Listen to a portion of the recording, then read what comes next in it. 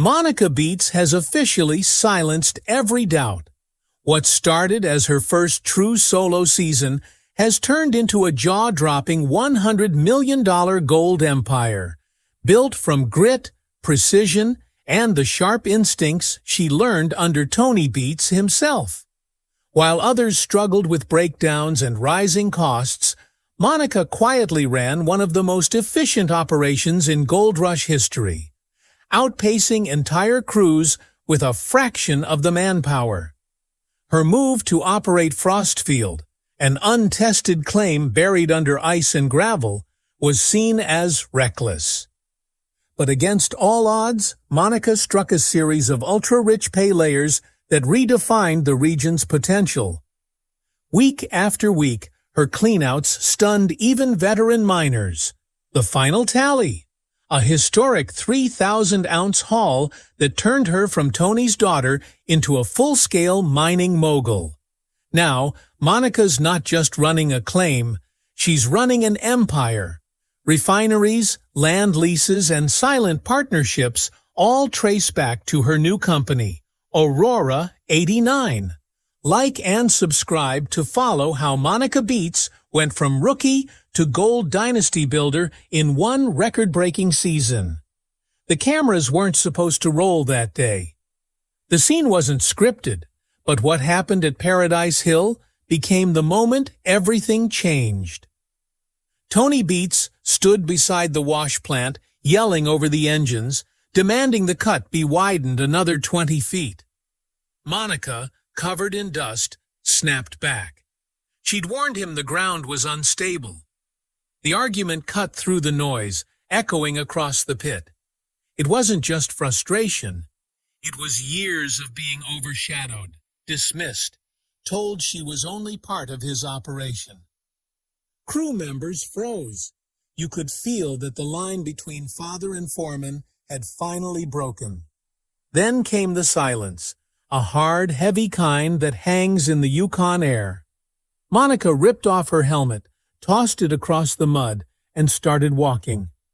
The camera followed from behind, her figure framed by the blinding glare of floodlights and the slow churn of excavators.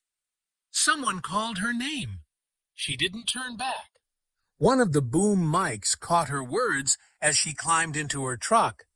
I'd rather lose everything on my own than win chained to someone else's empire. Within hours, the Gold Rush production office erupted. Contracts were pulled. Schedules rewritten. No one knew where she went. Her trailer emptied, comms shut off, every trace of her vanishing into the Yukon dark. Even Tony stayed quiet on camera, which, for him, said more than words ever could. 3 days later, a single post appeared on her social feed. Black background, white text. Some gold isn't in the ground. It's in what they told you not to dig. Fans thought it was just a quote, but insiders knew it was a message. Monica Beets wasn't done mining. She was done asking permission. What happened next wasn't part of any show. Weeks later, a woman matching her description was spotted at a government records office in Whitehorse, signing documents under a new name, Aurora 89 Limited. The clerk didn't think much of it. Small leases trade hands all the time, until she saw the coordinates. It was a place called the Frostfield, an abandoned claim far north of Dawson. Tony Beets himself had once dismissed it as worthless, too remote, too expensive, too dangerous. The permafrost there was like concrete. It had swallowed entire machines whole. No miner had touched it in over 30 years. But the records Monica found told a different story. Handwritten survey logs from the early 80s showed strange patterns. Weak gold readings on the surface, but massive density spikes nearly 100 feet down. Old tech couldn't reach that deep. New tech could. And Monica, it turned out, had been planning something far more advanced than anyone realized. She arrived at Frostfield in early thaw, a battered pickup loaded with salvaged gear and a single portable rig. The place looked haunted. Rusted cranes leaned like skeletons against frozen walls. Half-buried excavators poked from ice like fossils of failed dreams. Wind howled through twisted metal, carrying whispers of all the miners who'd tried before her. And lost. But Monica didn't see ghosts. She saw an empire waiting to be reclaimed. That night, she set up camp alone. No lights, no broadcast, no crew, just the hum of a generator and the sound of a woman determined to carve her name out of the same earth her father once ruled. In the quiet hours, she scrolled through digital archives, geological data, old mine leases, and something far older. A set of files she'd copied years ago from Tony's office, marked unverified zones. One of them matched Frostfield's coordinates exactly. Whatever was buried here, Tony had known about it and chosen to walk away. Still, even Monica knew she couldn't do this alone, and that's where Dr. Elias Wren entered the story. A name most miners would rather forget. Once a top engineer in Dawson, Wren had been banned from operating heavy machinery after accusations of illegal modifications to government-leased dredges. But rumors said he'd been experimenting with vibration-based extraction tech, something capable of breaking frozen layers without traditional explosives. Dangerous, unstable. The kind of method that could bring the Yukon to its knees if used wrong. Monica tracked him down, living off-grid near Keno City, surrounded by broken drills and old patents. He didn't recognize her at first, just another miner chasing fool's gold, until she dropped a folder of old survey data in front of him. "You built machines to reach where others can't," she said. "I've found ground no one can reach." Wren stared at the data, tracing the depth markers with shaking fingers. "This fault line," he muttered, "it shouldn't exist." "Not at that density," Monica simply said. "Then it's time we test it." Together, they built the Worm, an experimental underground pressure drill shaped like a coiled serpent, capable of vibrating frozen earth into liquid mud without collapsing the surrounding ice. Instead of crushing rock, it resonated through it, using frequency mapping to find gold pockets invisible to traditional radar. The device could run silently, leaving no seismic signature, meaning no rival claims would detect her digging. Wren was hesitant. He'd seen what happened the last time someone tried to weaponize vibration tech on permafrost. Entire hillsides had liquefied. "Once you start digging with this," he warned, "everyone will know you're after something they missed." Monica didn't flinch. That's the point. The following week, Frostfield came alive under midnight skies. Steam rose from the ground where the Worm drilled into the ice, glowing orange under the floodlights. The sound was low, like thunder trapped underground. Cameras, if any had been there, would have caught a surreal scene. Monica standing over the control panel, face lit by readouts, eyes locked on the monitor showing the first pulse returns. Gold signals appeared almost immediately, not scattered flakes, but concentrated veins, something massive, almost unnatural. Wren leaned close, disbelief creeping in. "Whatever's down there," he whispered, "it's not a normal deposit." Monica didn't answer. She adjusted the controls, pushed the drill deeper, and muttered to herself, "Let's see what they buried." By dawn, Frostfield shivered beneath the ice, meters spiking and fading, as if the earth itself was alive. Monica's breath fogged the glass, a faint smile forming. This wasn't just mining anymore. It was a hunt for something her family had hidden decades ago. Later that night, driven by the day's discoveries, Monica returned to an old shed she'd cleared from her family's first Yukon camp. Among relics of the past, She unearthed a rusted red toolbox belonging to her grandfather. Inside, beneath worn drill bits and a faded Beets mining patch, a small flash drive wrapped in electrical tape caught her eye.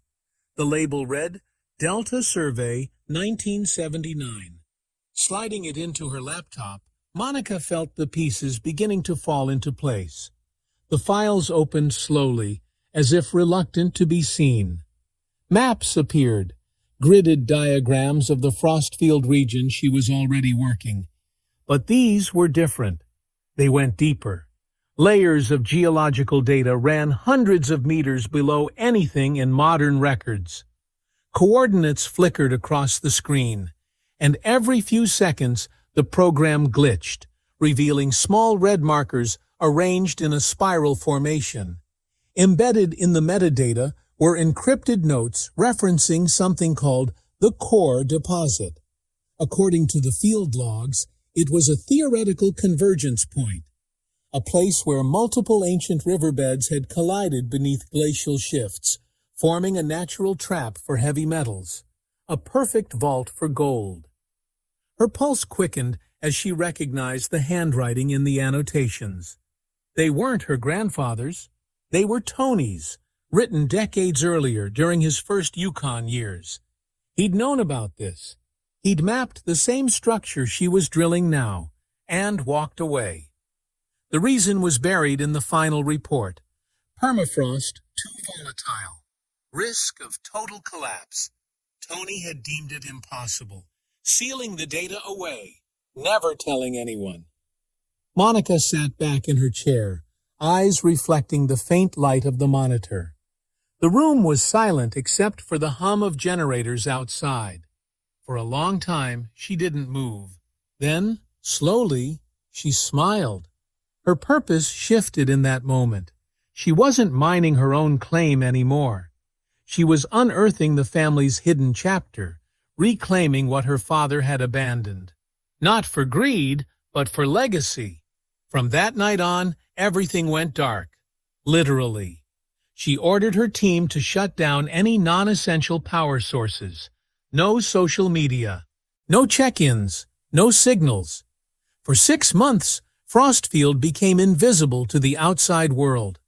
Operations ran strictly by night, the valley lit only by dim floodlights and the slow rhythmic pulsing of the worm as it chewed through frozen strata. By dawn, every trace was buried again, tracks smoothed, heat signatures erased. She even had Wren install radio scramblers to block drone detection. To the mining regulators, the Frostfield was lifeless. To Monica, it was roaring. Deep beneath the permafrost, the drill pushed past the limits of previous expeditions.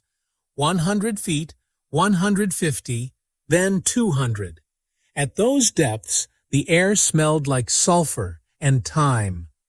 When the slurry pumps began pulling up material rich in metallic dust, Wren stared at the spectrometer in disbelief. The readings were obscene. Layers of quartz fused with gold, shimmering even under the sterile light of the core lab. Each tray they opened seemed to breathe wealth. They said nothing to anyone. The samples were catalogued, melted, poured, and recast into unmarked bars. She used an old warehouse near Mayo as a temporary foundry, its walls lined with heat-proof blankets to muffle the glow. No paperwork, no witnesses. Each shipment left the valley wrapped in canvas, labeled as hydraulic couplers and pressure valves. Later, one of the crew, bribed by a rival miner, leaked a few seconds of video footage online. It showed Monica standing knee-deep in loose gravel, floodlights throwing long shadows across her visor. Her gloves caked in glittering dust. The clip went viral overnight before being pulled, but not before millions saw it. "She's found it," one headline claimed. "The Queen of the North strikes gold." Monica ignored it. Public attention was the last thing she wanted. When the first refinery report came in, Wren nearly dropped his tablet.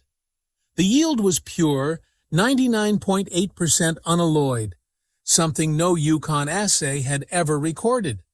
$12 million in a single shipment, tax-free, invisible, untouched by Beets or the show.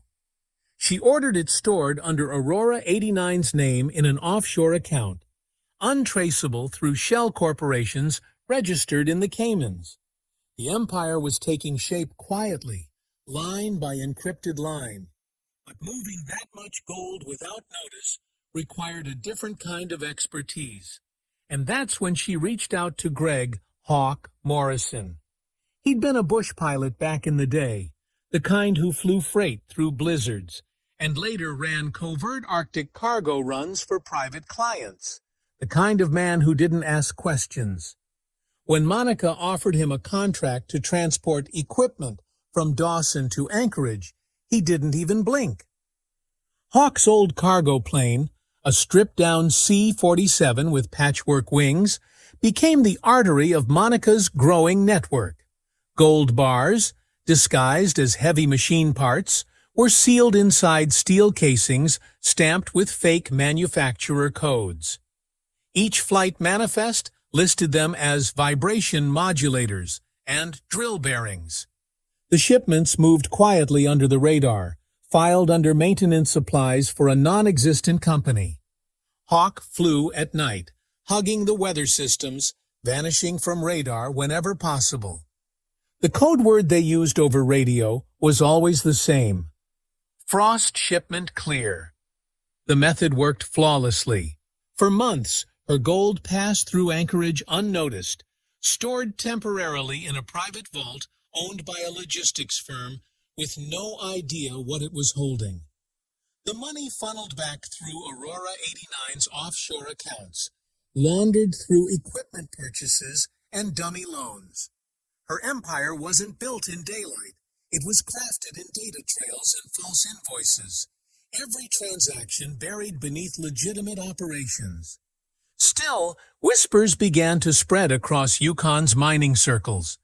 Traders in Dawson started noticing odd fluctuations in supply. Small, but unmistakable.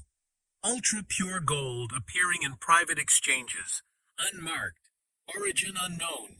Some claimed it came from old Klondike stockpiles, others from smuggled Alaskan caches. But one merchant, after examining the purity levels, said quietly, "This came from Beets ground." The rumor caught fire. By winter's first freeze, the Royal Canadian Mint had issued an internal alert: illegally sourced auric composites circulating in northern trade. Officials traced the trail back toward the Yukon, but it ended abruptly in Anchorage, lost in a haze of unfiled cargo manifests and shell corporations. Monica watched the notice appear in an industry bulletin one morning and laughed softly. The Mint was chasing ghosts. Back at Frostfield, the operation never stopped. Each night the worm drilled deeper, the walls humming like the inside of a sleeping beast.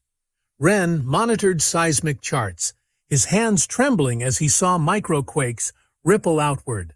They were close, too close. But Monica pushed on, convinced that below them lay the core deposit hinted at in the Delta Survey files. The deeper they went, the more she felt the ground itself resisting, as if the earth knew she was trespassing on something ancient. When one of the pressure gauges blew a seal, Wren shouted over the roar, "If we go another 10 feet, the whole pit could liquefy." Monica didn't look away from the readings. "Then we go 11, she said. Frost glittered across the night, machines humming like beasts beneath the stars. Somewhere above, Hawk's plane cut through the clouds, carrying another shipment for a vault no one would ever trace. Every ounce extracted strengthened the empire she was quietly building, rewriting gold rush history one untraceable haul at a time. By morning, whispers reached Dawson City. Tony had been mobilizing accountants, legal teams, and private investigators, but Monica was already steps ahead. Every claim secured, every transfer hidden behind shell companies, Frostfield pulsed with life. Machines roaring, lights piercing the night, guards rotating shifts. The cost of empire rose alongside the output, but Monica was ready. She had seized the ground, the gold, and the momentum, and no one could stop the shadow she had built. A storm brews over the Arctic horizon, massive, dark, unnatural in its formation. Meteorologists warn it's the kind of weather that rewrites landscapes. Monica ignores it. The worm drills deeper, its resonance echoing through caverns of ice and rock. Wren's eyes flicker between readouts, pressures rising, frost levels dropping. "We're close," he mutters. Then everything goes black. The wind screams, ripping tents and supply crates into the air. The entire Frostfield operation vanishes beneath sheets of sleet and ice. 36 hours. That's how long they're trapped, rationing oxygen and battery power. Steam from the worm's heat coils the only thing keeping frostbite from setting in. Wren's voice is a whisper in the darkness, guiding the team through collapse reports. Monica refuses to stop, using the resonance sensor by hand to tap through debris. When dawn finally breaks, the storm has torn open the earth itself. A vast cavity glows beneath the frost, walls lined with quartz and pure crystallized gold, veins so bright they reflect sunlight like mirrors. The miners stand in awe. Wren takes off his helmet, his breath visible in the air, whispering, "This isn't a vein, it's a vault." Monica climbs down into the chamber, gold embedded in ancient rock, molten shapes suggesting the remnants of a prehistoric event, something forged under unimaginable pressure. She runs her glove along the surface. It's warm. The yield tests confirm what no one thought possible. Over 2,000 ounces in just 48 hours, all at purity levels higher than any known Yukon deposit. They name it the Empire Vein. The footage, meant for internal review, leaks online through an encrypted drive. Within hours, Empire Vein trends worldwide. Reporters flood Dawson City. Analysts speculate that Monica Beets has struck the richest gold vein in Canadian history. The discovery sets off a chain reaction. A new gold rush, not for dirt, but for power. Helicopters start circling Frostfield. Rival miners, former Beets associates, and foreign investors arrive under the guise of inspection. The first night, a drone feed catches movement near the perimeter. Tools missing, tracks in the snow. By the second night, they find cut fuel lines, stolen generators, and 2 abandoned snowmobiles near the access road. Then it escalates. Unmarked vehicles approach the camp from the East Ridge. Floodlights snap on, cutting through the blizzard haze. A man in heavy gear steps forward, rifle slung low, a rival driller with a claim just beyond Frostfield. His crew follows, demanding access to the newly revealed fault line. When Monica's men refuse, a single warning shot cracks through the air, echoing off the icy cliffs. Cameras catch everything. The image of Monica, standing unmoved as snow falls around her, goes viral. "Queen of the North," the captions read. But the next morning, she doesn't call the police. Instead, she calls her lawyer in Whitehorse. By noon, she's acquired the driller's entire operation through Aurora 89's investment arm. Every rival claim along the Frostfield corridor now belongs to her, bought out quietly, legally, ruthlessly. She tells Wren, "If they want to take what's mine, I'll just make sure everything they own is mine first." The black market starts to collapse under the sudden shift. Dealers who once traded Beets region gold now report shortages, while Monica's bars, identifiable by microscopic purity markers, begin appearing in Switzerland and Dubai. Even the Royal Canadian Mint takes notice, issuing an official alert about illegally sourced auric composites. But Monica's paperwork is flawless. Every ounce logged, every route disguised, every manifest airlocked in encrypted databases. As rumors spread, Tony's name resurfaces in news feeds, old footage, interviews, flashbacks of him calling Frostfield too dangerous, too dead. Now his daughter's discovery makes him look either blind or complicit. Reporters hound him at Paradise Hill, shouting questions he refuses to answer. Monica watches from her camp office, silent, expression unreadable. Wren approaches with a new report, seismic readings from deeper beneath the Empire vein. A hollow space, metallic resonance, something massive below. Monica studies the printout. The data looks eerily similar to the files on her grandfather's flash drive. The coordinates match an unmarked layer labeled Delta Core. She traces the symbols with her gloved hand. "We've only found the surface," she whispers. Then she orders new drill modules from Anchorage. Larger, reinforced, capable of surviving deeper strata pressure. Wren hesitates. "We've already gone further than regulations allow." She doesn't look up. "Then it's time we start breaking more than regulations." The camp hums back to life, floodlights cutting through the polar night. Supply trucks arrive under false manifests, and pilots whisper about secret night flights from Alaska, carrying unlabeled cargo. The gold keeps flowing, but it's not about gold anymore. It's about legacy, and whatever lies buried beneath the Empire vein that her grandfather, Tony, and every miner before them tried to keep hidden. Frostfield had become the center of a quiet war, corporate, personal, and mythic. The deeper they drilled, the stranger the readings grew. Electromagnetic surges flickered through machinery. Ground temperature spiked in patterns. Wren swore he felt vibrations through the metal, like something ancient humming below. Monica didn't look away from the scanner. "It's not humming," she whispered. "It's calling."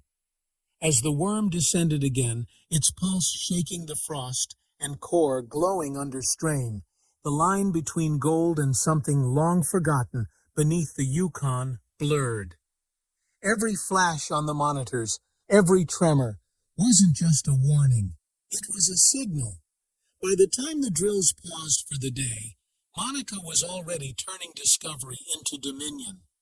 The Empire vein had revealed more than wealth. It had unlocked the path to Frostfield's expansion.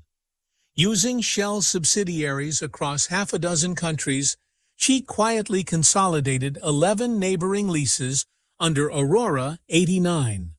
On paper, the acquisitions seemed scattered, but plotted geologically, they formed a perfect crescent, a massive subterranean arc. What miners once dismissed as fragmented deposits now revealed themselves as a single living organism beneath the Yukon, the Empire Network. Through that network, Monica built something no one in the Yukon had ever imagined. Beets Dominion Holdings, a silent conglomerate with its own logistics fleet, refineries in Finland and Chile, and offshore vaults managed through blind trusts. Her gold never entered public circulation. It moved through barter systems, traded directly for assets, land rights, port access, industrial patents. In one move, she exchanged 10,000 ounces for minority stakes in an Arctic shipping corridor. In another, she used bullion as collateral to acquire a controlling interest in a European tech firm researching autonomous drilling systems. The world believed she'd gone quiet. In reality, she'd gone global. Market analysts began to notice fluctuations in gold supply and unusual purity levels entering private exchanges. Banks couldn't trace the origin, but the pattern was unmistakable. Whoever controlled it could manipulate value without ever touching currency. The same month, Frostfield's $100 million reserve was confirmed. 3 international brokers filed reports noting unaccounted auric influence in commodity movements. Behind those quiet ripples, Monica's digital signature, buried under encrypted routing, was the unseen pulse shifting billions. Her silence drew power. By avoiding the spotlight, she became untouchable. When Parker Schnabel's production dropped after mechanical losses, he publicly hinted at a new kind of partnership, the kind that doesn't show up on TV. Insiders whispered that Parker had been flown to Anchorage under the cover of a corporate tour. Days later, a new Aurora-linked company filed patents for mobile processing plants, designs reminiscent of Parker's rigs, but upgraded and modular. The Yukon Mining Association tried to connect the dots, opening an inquiry into what they termed phantom production and untraceable gold flow. Their investigation ended where every thread led.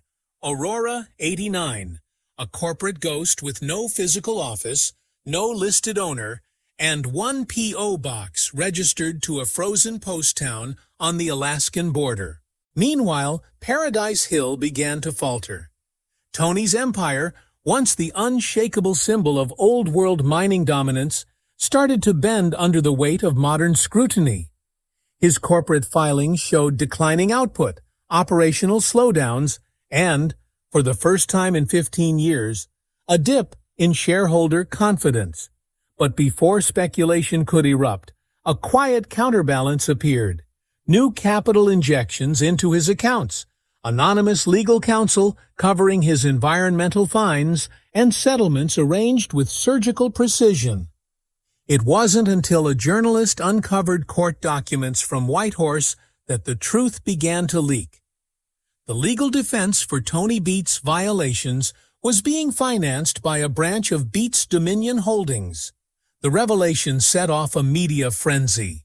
Headlines screamed, "Monica Beets, the silent queen of the Yukon." Every outlet raced to dissect her empire, but the more they dug, the less they found. No bank accounts, no traceable exports. Every transaction insulated by layers of jurisdictional fog. When pressed by a reporter outside her Anchorage warehouse, Monica offered only one line: "Empires don't destroy each other. They merge." In private, Tony confronted her. The once ferocious patriarch now sat across a boardroom table, his rough hands resting on documents that merged their assets: Paradise Hill, Frostfield, and every lease in between, under joint stewardship. The moment was quiet, almost reverent. Tony glanced at the paperwork, then at his daughter. "You really did it," he said, not as a challenge, but as acknowledgement. Monica replied simply, "We did." And with that, the Beets family, once divided by fire and pride, became a single entity, an industrial dynasty controlling more of the Yukon's underground wealth than any mining house in modern history. Years passed. The Frostfield tunnels were sealed under government orders after safety violations, but satellite readings continued to show unusual heat signatures, the kind generated by active drilling. Analysts claimed 80% of the gold reserves beneath Frostfield remained untouched. Even with her empire now spanning continents, Monica refused interviews. Her last verified appearance was at a logistics summit in Helsinki, where she spoke for 7 minutes about resource sustainability, then vanished before press access. Yet rumors persisted. Shipping manifests showed unexplained Arctic cargo moving through Iceland and Alaska, destinations linked to newly founded shell companies under the Aurora lineage. Locals near the Yukon border claim to have seen convoys moving at night, unmarked trucks, heavy equipment covered in frost. pilots whispered about coded radio calls referencing core deposit access. Some said Monica was funding a new generation of Arctic digs, not for gold, but for what her grandfather's 1979 survey had called the core. Then came the clip, a grainy drone recording that appeared without warning on an anonymous upload site. It showed Monica walking across the sealed Frostfield ridge at sunrise, snow glowing gold around her boots. The frame caught her silhouette as she stopped at the old drill site.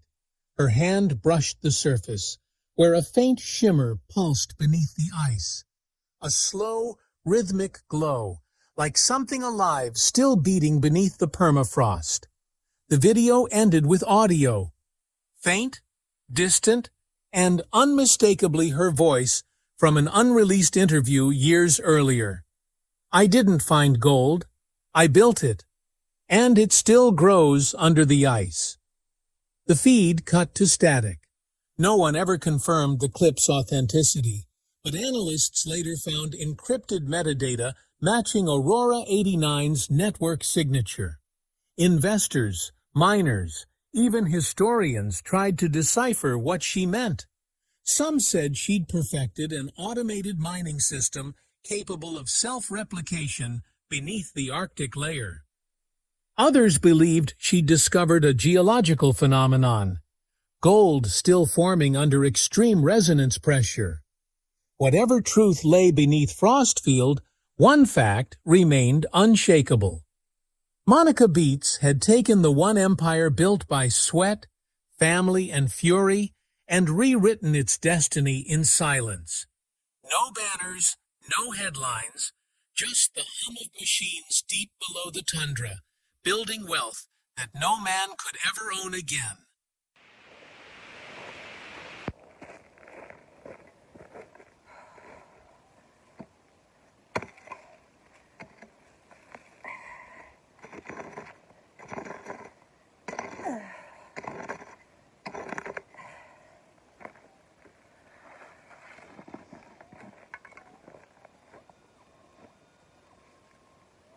That's good, it's still in the ground.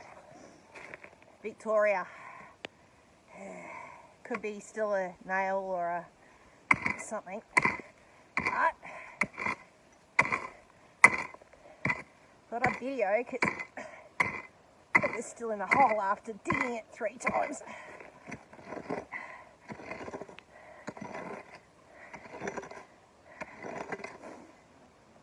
Let's go again.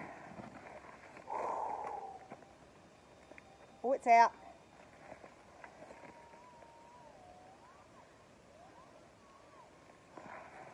It's out.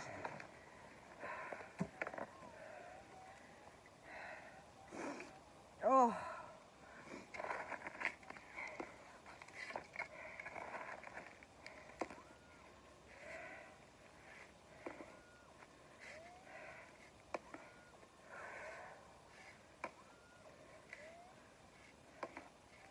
Okay. I hate getting to this point because then you're like, oh, is it gold or is it shit? Oh, you wouldn't believe it. It's a piece of yellow. Fuck off. Far out. It's not bad either. Hang on. Come and show you.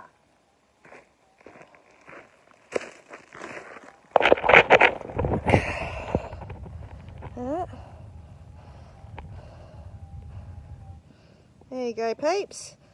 Be about a half grammer, I reckon. It's pretty lucky, isn't it? Alright, off to the next spot.